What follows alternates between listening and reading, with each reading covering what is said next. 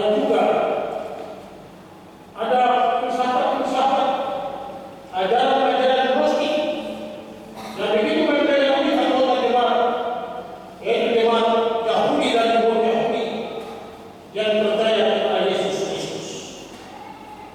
Itu di kota ini juga, di mana Rasul Paulus menghubungi bagaimana supaya jangan jemaat-jemaat yang ada di kota ini terpengaruh dengan berbagai hal-hal yang ada di dalamnya, sehingga mereka melupakan Yesus Kristus yang telah mati dan bangkit untuk keselamatan mereka.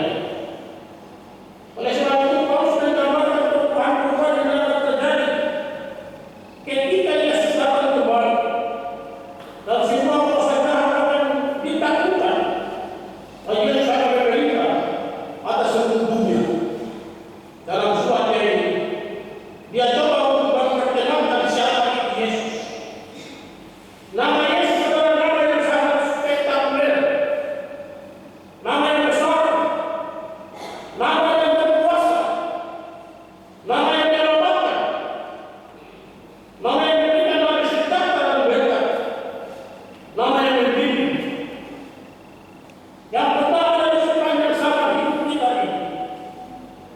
Dan dalam kesaksian Alkitab menyatakan bahwa sejak kelahirannya yang tampak melalui keseluruhan manusia lewat seorang perawat yang bernama Maria, itu sungguh sangat unik. Pelayanannya, ajarannya, mujizat yang dilakukannya, kematian dan kebangkitan, bahkan kenaikannya ke surga adalah sesuatu hal yang sangat luar biasa yang hanya dapat terjadi dan dilakukan secara luar biasa oleh Allah dalam diri Tuhan kita, Yesus Kristus.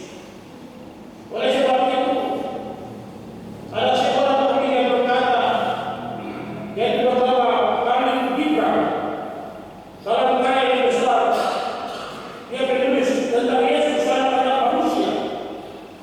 Dia menggambarkan dalam bahasanya yang unik bahwa sosok yang bernama Yesus itu bagaikan keharuman langit dan terharu dengan mawar bumi, laksana sosok yang sangat melemparkan matahari meski matahari tetap bersuara keluar. Nama yang sangat merubah persatuan tubuh manusia hingga menjadi bersatu emas menuju keabadian, dan namanya adalah Yesus Kristus. Oleh sebab itu Rasul Paulus menulis surat kepada jemaat di Efesus. Judul daripada kehidupan kita, keutamaan Kristus.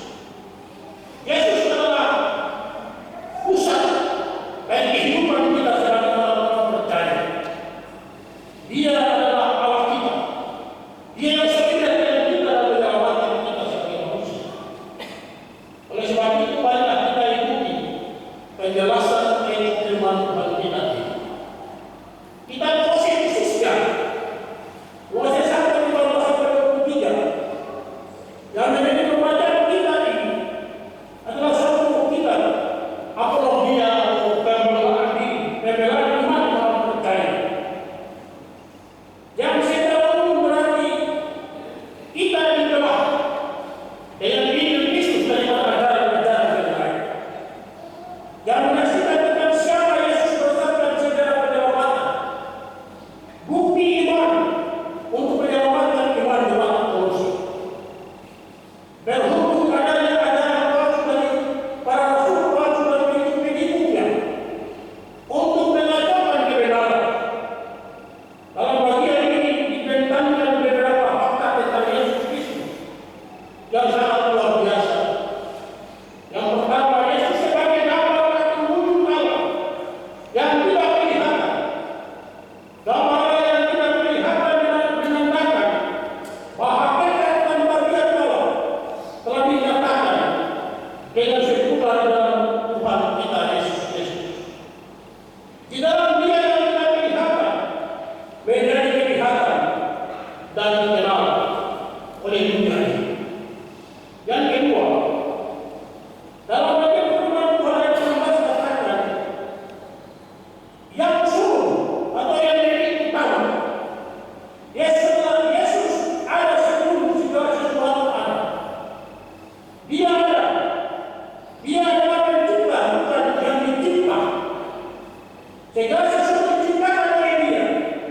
dan di dalam Dia dan untuk Dia.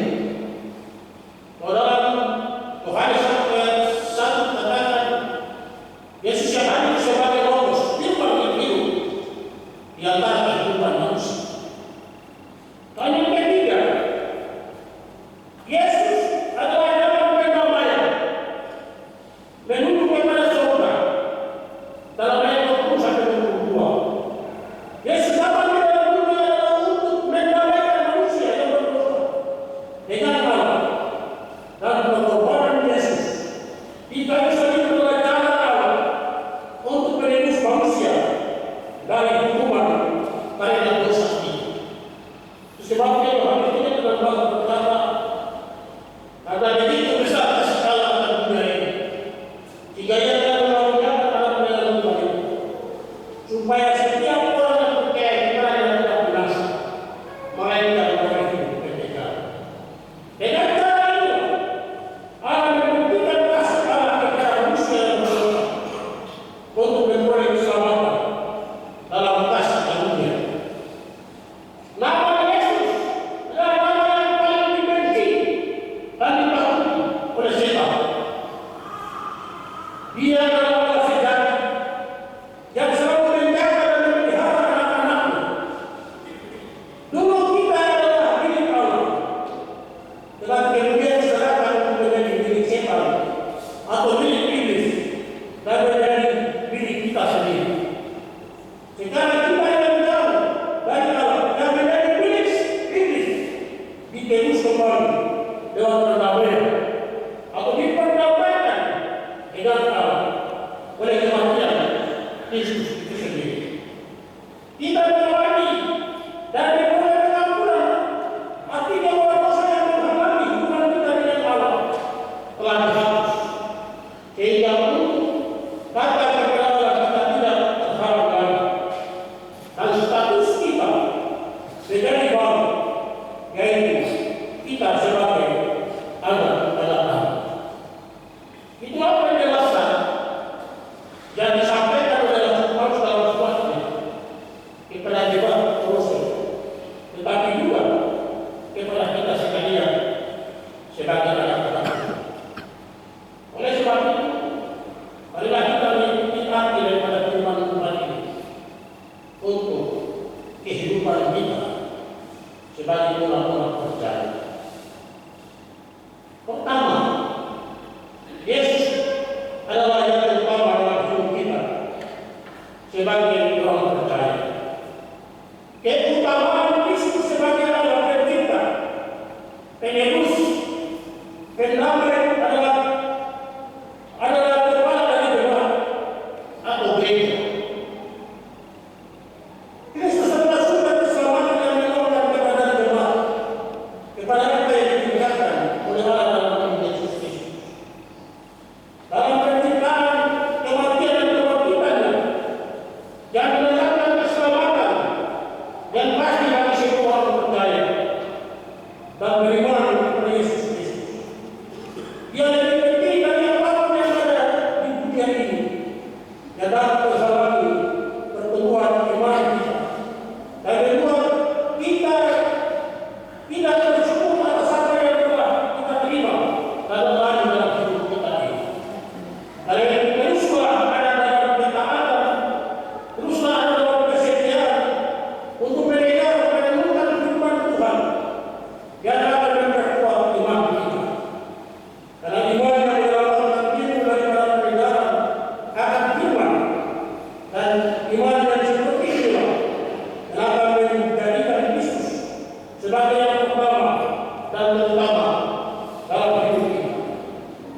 Yang kedua, waspadalah terhadap ajaran sesat yang ada di sekitar kita, di sekitar gereja kita, sekitar jemaat kita. Misalnya ajaran aliran-aliran yang sementara ini dibicarakan di kalangan kita di Indonesia yang sedang dibahas oleh Kristen progresif. Ajaran zaman waktu yang menjadikan bahwa manusia mempunyai potensi menjadi Allah. Ajaran ini mengajarkan bahwa manusia itu mempunyai potensi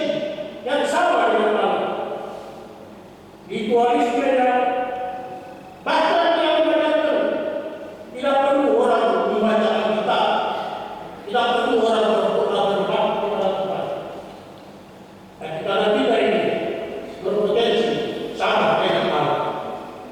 Oleh sebab itu ajaran ini adalah ajaran palsu.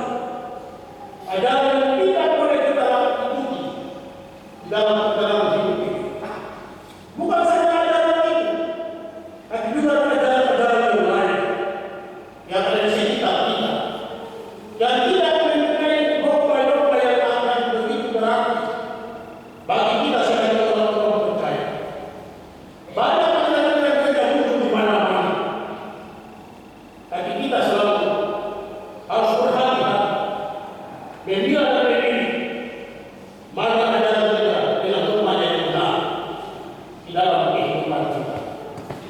Oleh sebab itu, dalam memasuki perjalanan kehidupan kita di era baru ini, di zaman baru ini, kita beriman kepada Kristus. Keutamaan hidup kita kepada Kristus itu menjadi pusat hidup kita. Sebab di dalam dia ada hidup, di dalam dia ada sukacita, di dalam dia ada berkat. Yesus sudah berkata kepada kita, "Akulah jalan kebenaran dan hidup. Tidak ada seorang pun yang datang kepada Bapa jikalau kita tidak ada di dalam Kristus."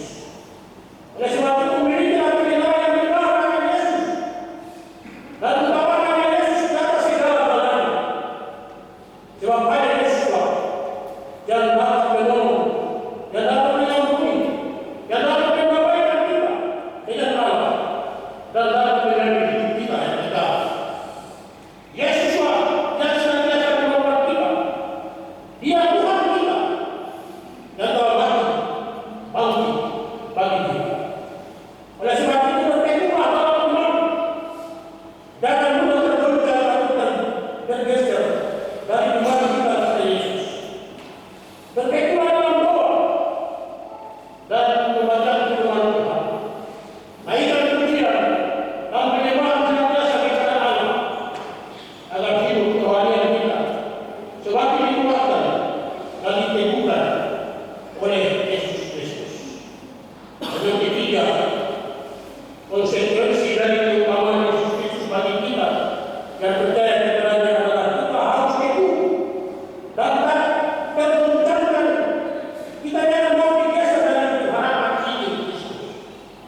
Dengan demikian iman kita akan semakin diteguhkan dan kita bersyukur karena kita dapat mengenal Allah di dalam Yesus Kristus yang lebih utama dari segala sesuatu yang telah ada seperti Paulus ungkapkan dalam sebuah nyanyi Kolose pasal 1 ayat 15. Ia adalah gambar Allah yang tidak kelihatan dan sungguh lebih utama dari segala yang diciptakan.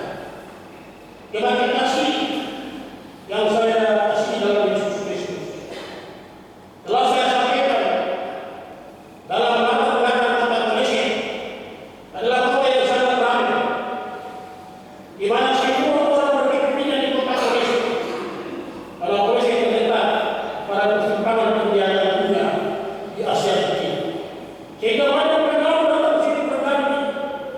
Jika orang-orang Kristen yang ada di kota Kolose, mereka mulai bergabung dan meninggalkan iman mereka. Kalau kita membandingkan kota Kolose dengan kota Solo, tidak jauh berbeda.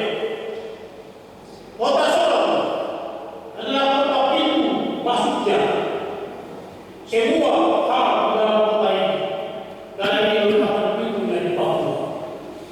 Banyak pengalaman masuk kota sini terjadi, termasuk dalamnya ajaran-ajaran sesat. Oleh sebab itu, kita lihat banyak anak-anak muda terlibat di dalam berbagai hal di kota Solo, miras, narkoba, dan lain sebagainya. Terjadi di mana-mana. Bukan saja di kalangan orang tua, tetapi juga terjadi di kalangan orang-orang tua. Apa yang disampaikan Rasul Paulus ini sangat penting bagi kita, di mana dalam segala keadaan yang kita alami, dalam segala situasi, keutamaan Kristus itu bagi kita, karena Dia adalah pusat hidup kita. yang memberdayakan kita untuk hidup terus dan diberkati oleh Tuhan. Banyak peristiwa-peristiwa di kota Solo ini terjadi di mana-mana. Dua orang pemuda melakukan kejahatan dengan begal di malam itu. Ini menjadi satu bagian bagi kita, pelajaran bagi kita, bahwa kita harus hidup bersekutu dengan Tuhan. Sebab setiap orang harus hidup bersekutu dengan Tuhan, maka pasti dia akan meninggalkan hal-hal dunia. Ingat peristiwa-peristiwa terjadi di sekitar kita. Sebagai orang tua, kita selalu harus ada dalam kehidupan dengan baik-baik dengan anak-anak kita. Kita menjadi panutan dan contoh teladan bagi mereka, menasihati mereka. Bukan apa-apa mesbah dalam keluarga. Ajaklah semua anak-anak kita untuk berdoa, untuk beribadah dalam rumah tangga kita masing-masing. Sebab keutamaan Kristus sangat penting untuk kehidupan kita. Itu sebabnya mari kita senantiasa sebagai orang-orang percaya, kita lihat situasi luas di sekitar kita, dan kita harus bertekun dan harus mengutamakan Kristus dalam kehidupan kita. Sebab Dia adalah Tuhan satu-satunya dan adalah